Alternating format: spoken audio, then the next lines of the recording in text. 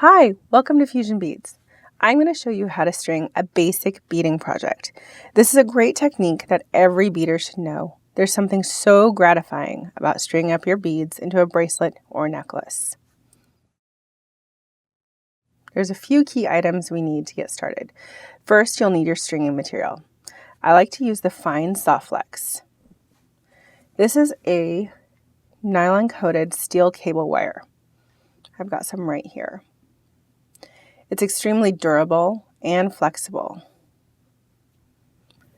The beading wire comes in several different thicknesses, but I found that I tend to use the fine most often. The thicker beading wires are great to use when you have heavier beads, but for most all of the beading projects I do, I like to use the fine. Next, since we're using beading wire, we can't knot it to end it. To finish the wire, we'll be using a crimp bead or crimp tube. So these are little tiny silver tube beads. You can see here. These are a 2mm by 2mm crimp tube.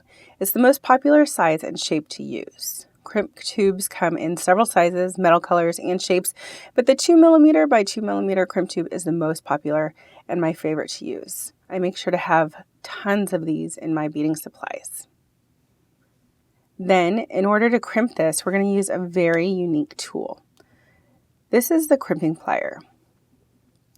This is a plier that's specifically designed to use with the crimp beads and the beading wire. And we'll talk about this in a little bit. But you can see that it's very unique. It's got two different notches in the nose right there. Then, of course, we'll need beads and a clasp. So let me grab my beads and clasps over here.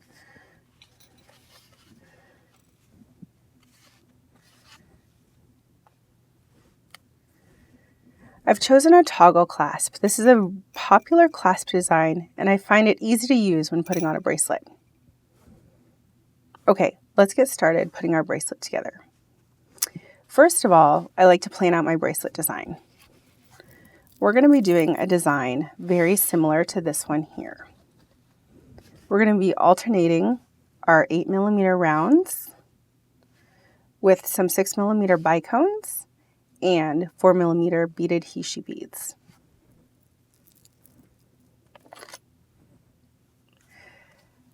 For my bracelets, I usually make a finished bracelet about 7 to 7.5 inches long, including the clasp.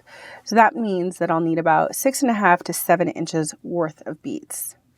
That will leave me about a 1/2 inch or so for the clasp. I really like these crystal beads that I'm going to use, and I'm going to keep the design really simple. But of course, you can create any design, any beads that you want. Okay, let's start the bracelet. I like to start by adding the bar side of my toggle first.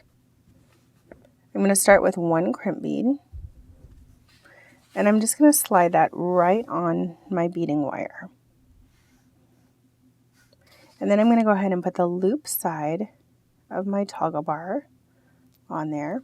And then you're just going to bend your wire and go thread it right back through that crimp bead. And then you want to cinch up that beading wire just enough where it's not a giant loop, but that your toggle bar can still wiggle. And then you also want to make sure that your wires are going through your crimp bead parallel. They're not crossing over in there. And then I told you we would look at the crimping plier here. You can see that there's two notches. The back one, the one closest to my hand, is kind of a kidney bean shape, and then the front one is an egg. So we're going to use the kidney bean shape first, and that's going to create two channels, one for each piece of wire going through the crimp bead to rest in. Then we're going to give the crimp bead a 90-degree turn and squish again in the front crimp, or the front notch of the plier. I'll show you how to do that. So first of all, I'm going to go ahead and rest the crimp bead in that back notch, as you can see, and then I'm going to give it a squeeze. You can see it's created a channel around each piece of wire, nice crimp there. Okay. Then I'm just going to open my pliers, turn my bead 90 degrees, put it in that front notch,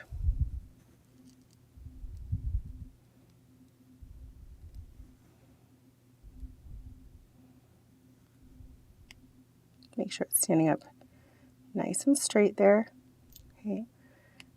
I'll try to show you from this side since the toggle bar gets in the way.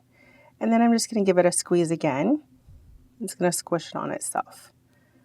So kind of rounding out that crimp bead. And there you have it. You're left with a really strong, durable ending there. Then all we need to do is just cut off that little end with our wire cutters. So remember, this is a steel cable wire, so we want to use wire cutters on this wire. Scissors will be dulled by the wire. All right, now we're ready to string up our beads. So I'm going to go ahead and start with just one of the 6mm bicones. I'm just going to do a quick little string up pattern here of just a bicone, a hishi, and a round, a hishi again, and then a bicone. And we're just going to go back and forth like this. This is a great simple pattern that we've used time and time again. It works great with not just crystals, but it also works with glass beads, gemstones, pearls. These little hishis are great design element. They add a little texture and metal into your design. So you can see it's just working up really quick here. That's what's also great about this design, is that it does work up very quickly, which makes for great gifts.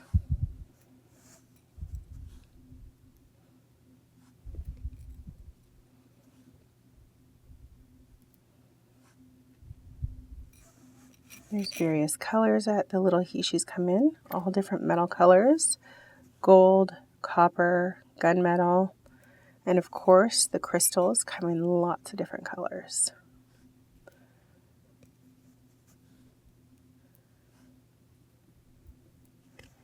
Play with your design, your pattern, make it unique, make it uniquely yours. We'll just keep going. So like I said, I'm going to do about 6.5 inches of beads here.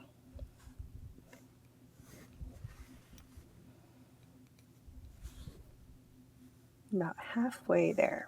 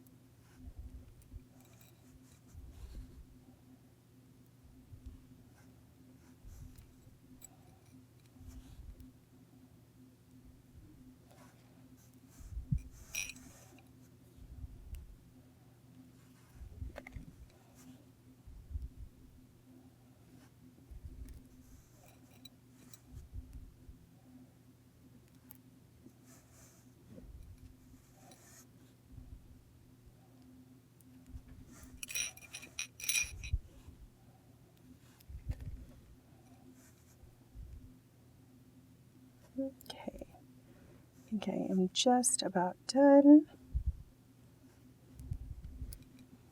Almost.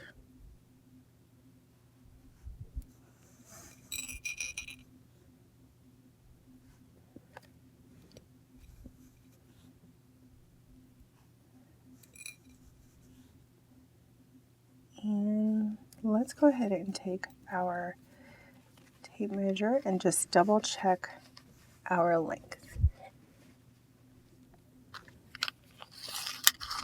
So I have about Yep, 6.5 inches worth of beads. Again, just going from the end of the bead to the end of the bead here. Okay. So then we're going to want to finish off exactly how we did on this side. We're going to crimp this side. However, we want to make sure that it's nice and flexible and fluid when we finish off our bracelet.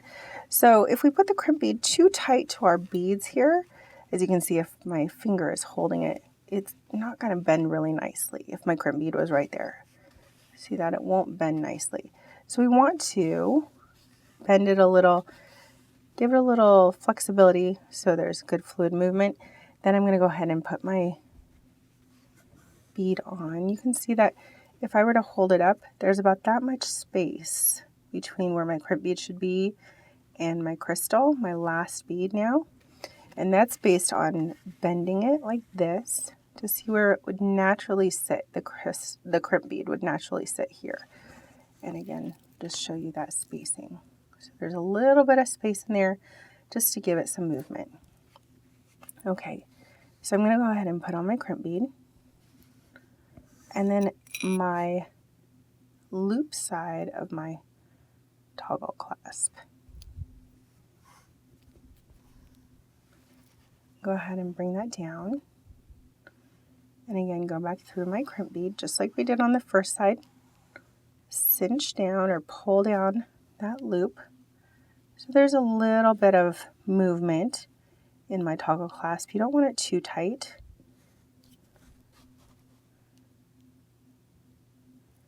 And then of course there's a space between the last bead there. Okay.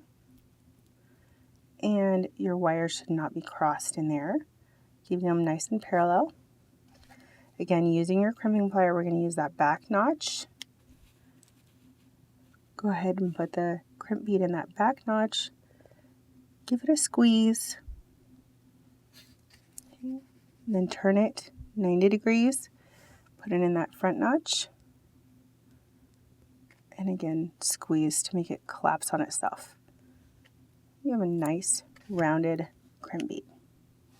That's also very durable. And then again, just to finish it off, cut off that tail of the wire, just the last little bit, and you have your finished bracelet with great flexibility and movement. You can see you would just add the clasp, the toggle right through that loop to finish it and put it on. And that's it. Pretty easy, simple. And this technique works for both necklaces and bracelets. They work up very quickly and lots of design possibilities. Okay, you've finished your bracelet and this is great just the way it is, but there is another design element I wanted to show you. It's called a crimp cover. So this is the way our crimp bead looks on the end of our bracelet. Just great. It works perfectly, nice and strong and durable. Then I've got another bracelet here to show you that uses the crimp bead cover. And what it does is it's just a little cover that goes over your crimp bead that makes it look like a little 3mm bead. These little beads come in various colors of metal, so you can do gold or copper to match your metal. Let me show you guys how to add that to our bracelet that we just did. First of all, I'm going to go ahead and take our crimp bead cover. You can see that it looks like a little C shape. Okay. And then what we're going to do is we're going to put the crimp bead in it and then close the crimp cover around the crimp bead, hiding it. Okay. So first of all, like I said, I'm going to go ahead and put this right over my crimp bead.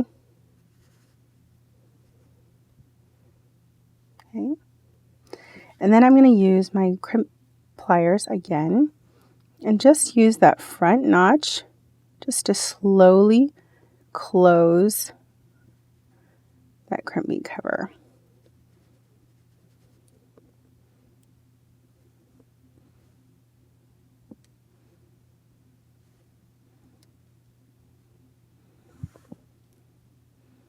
I don't want to go too fast because I don't want to distort my crimp bead cover. I want it to look like a nice round bead when finished. So I just want my edges to touch of that crimp bead cover. You see that? So I'm not squishing really hard with my pliers. I'm just using them to gently guide the bead to close. And that's it.